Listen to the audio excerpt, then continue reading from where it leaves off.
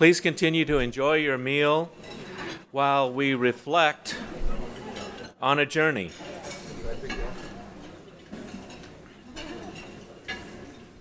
One that most of you are very familiar with, but might have never considered in parallel with the pro-life movement. It is the journey of Bilbo Baggins. And I'm going to talk into this mic so that you can hear me a little bit better. It is the journey of Bilbo Baggins, the young hobbit who is created into being by the very pen and imagination of J.R.R. Tolkien. This masterpiece of fantasy literature intertwines an array of fanciful characters striving towards an end. But before they can reach that end, they must begin the journey.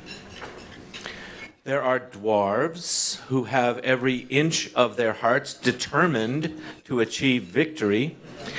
And then we have Gandalf, who leads the group, though at times he must depart from their presence, leaving the pack stumbling to preserve their lives. There are the elves, who are the protectors, but find their own path does not always converge with the journeymen.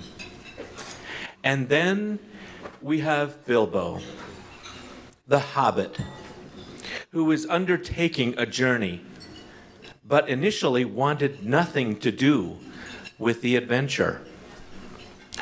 Though the adventure is an integral part of the story, there are greater lessons learned along the way that Tolkien wishes to impart to his readers. These lessons, though set in a fantasy world, are not unlike the journeys each one of us undertakes in this life. Specifically in regard to the journey of the pro-life movement. Each of us has a vocation in this life, which ultimately is to bring greater glory to God and to become saints. Our lives are not unlike the characters of The Hobbit.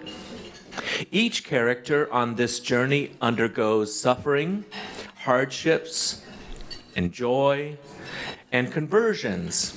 And it is through this process that goodness triumphs over evil. In each of these characters, we can find pieces of ourselves, fighting to preserve the dignity of life, working towards goodness and truth, and serving those in need who struggle for self-preservation. These factors are not independent in and of themselves. They are pivotal components of the greatest virtue, charity. It is in charity that we find perfect union with God. And it is through our unwavering support of the pro-life movement, like the work of the Women's Support Center, that each of us travels along a personally designated journey. Some of us support the pro-life effort as board members, while others are client advocates, counselors, teachers, administrators. Not all of us are called to a direct role at the center, for God has given some of you the special role to spiritually and financially support the efforts of the Women's Support Center. But no matter your role in this endeavor, you are truly appreciated by the women and families who come to the center in search of help and guidance. It is by your acceptance of this journey that we can serve many women, families, and children at the center. So as we continue along this earthly journey, let's not forget the words of Bilbo Baggins. I think I'm ready for another adventure.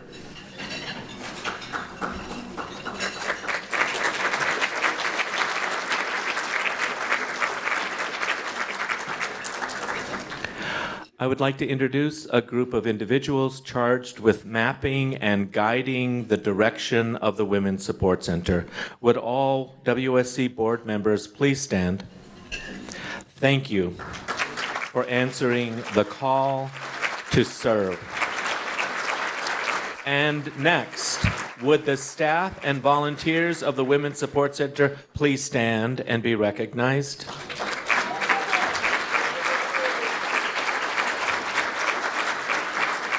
Thank you. Like the elves of Rivendell, these prayerful and individuals protect others and shelter them. They are joyful, dedicated, and mission-driven.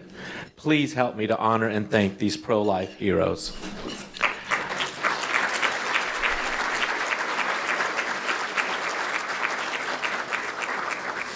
And now I'd like to share with you the work that your prayers and support have helped us to initiate.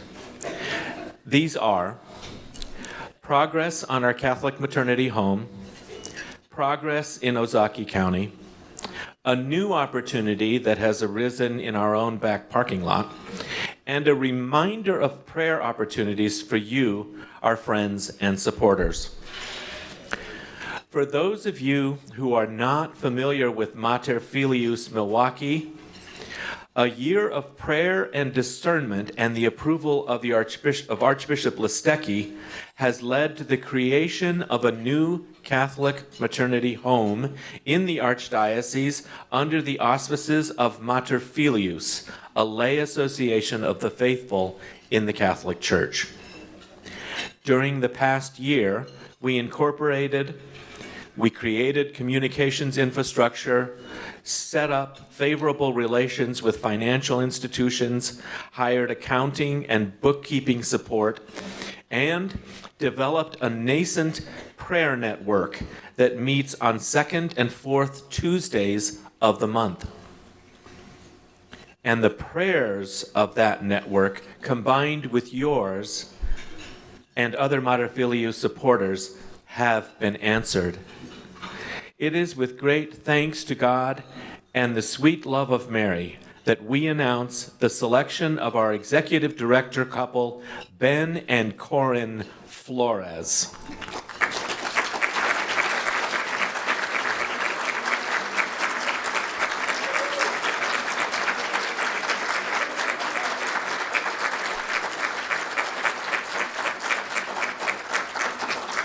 Ben and Corinne are a devout Catholic couple who have 4 beautiful children, a niece of whom they are guardians, and live in the Archdiocese of Milwaukee in the suburbs of Waukesha. Please give them a warm welcome and round of applause. Ben and Corinne, thank you for standing and being recognized. Please stop by and say hello to them. In terms of support for Ozaki County and an update on efforts to open a pregnancy help center there, I report that a core team pictured above, consisting of Stephanie Daly, Dave Breidenbach, Toby Newberger, Aaron Armstrong, Helen Micklitz, Terry Retzky, and Courtney Haggerty, not pictured, has been diligently researching and meeting to craft a model that will work for the dynamics and demographic of the area. They have prayerfully discerned a mission statement and are currently working on a name. Would the Ozaki County Pregnancy Help Center core team please stand and be acknowledged? Congratulations.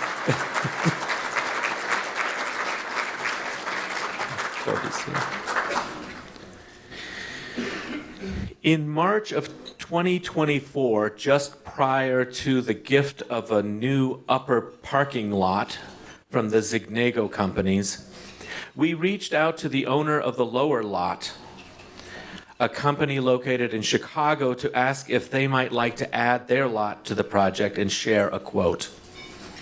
What they answered was surprising. Would we like to put Humpty Dumpty back together again by purchasing the lower lot connected to our parking lot? We couldn't afford the lower lot when we purchased our current building. And the legal description of the lower lot includes a right-of-way through the upper lot that encompasses basically the entire driveway.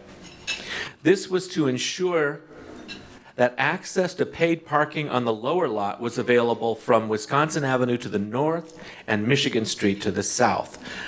But at times, it presented safety concerns to WSC clients as cars drove past them on the narrow driveway. With guidance from attorney Rob Sayas and other WSC supporters, we closed on the lot on October 9th, 2024, and our easement concerns disappeared.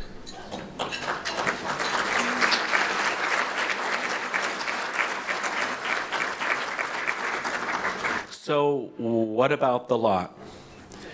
We recently signed a letter of intent with Nagel Architects and Engineers and Virtus Development to explore the possibilities in that space. One possibility might be housing. This is an initial concept for a building. If we go this direction, the design will undoubtedly change multiple times before it's finalized.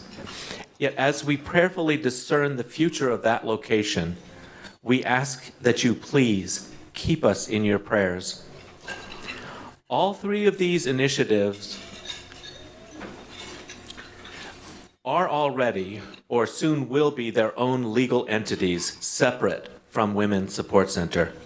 But you can be proud that it was your prayers and support that was absolutely essential to getting these started. Thank you. And one more note. Your generosity this evening will go exclusively to the Women's Support Center. And finally, I want to call out and invite your attendance at masses for friends and supporters of WSC that are held twice a year, in spring and fall. Last year, our spring mass was celebrated at Sacred Heart Church in May, and our fall mass was at Immaculate Conception Church in September. Please consider attending when you read about these masses in our newsletter. Thank you, and God bless you.